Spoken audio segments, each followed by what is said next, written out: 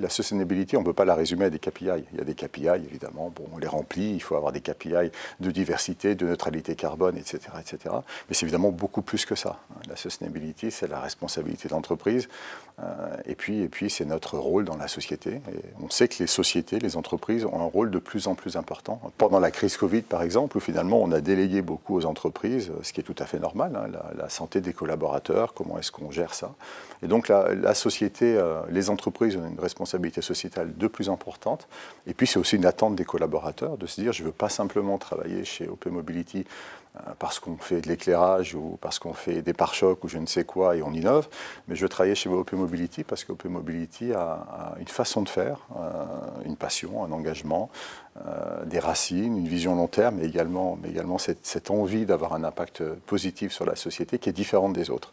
Donc à partir du moment où on considère que c'est au cœur de l'engagement des collaborateurs, il m'a semblé tout à fait logique de se dire que finalement l'organisation qui gère le bien-être des collaborateurs, leur développement de carrière, c'est les ressources humaines.